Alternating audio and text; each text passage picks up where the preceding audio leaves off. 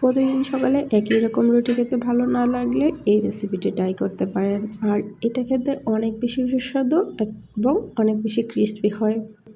চলুন মূল রেসিপি শুরু করা যাক। একটি বাটিতে নিয়ে নেব 1/4 কাপ পরিমাণ সুজি। এখানে ছোটো দানা সুজি নিয়েছি। এখন নিয়ে নিচ্ছি 1/2 কাপ পরিমাণ আটা।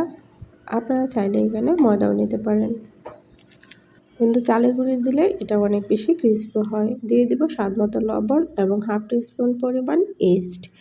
এতে করে অনেক নরম হবে এবং খেতে অনেক বেশি সুস্বাদু হয়।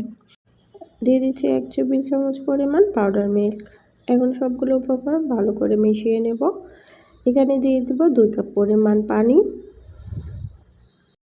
এই যে কম বা বেশি লাগবে না, 2 কাপ পরিমাণ পানি দিয়ে কিন্তু আজকে ব্যাটারটা তৈরি হয়ে যাবে। এখন ভালো করে মিশিয়ে নিচ্ছি। প্রথমে একটু পাতলা থাকবে মিশ্রণটা, পরে যখন 10 মিনিটের জন্য রেখে দেবেন তাহলে দেখবেন যে সুজিটা অনেক বেশি ফুলে গিয়েছে এবং পানিটাও অবজর্ব করে নিয়েছে।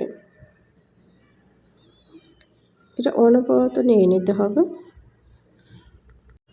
মিশ্রণটা হয়ে গিয়েছে। এখন একটি ব্লেন্ডারে নিয়ে সামান্য পরিমাণ ব্লেন্ড করে নেব। একদম মিহি করে ব্লেন্ড করার প্রয়োজন নেই, এখানে সামান্য একটু দানা দানা থাকবে।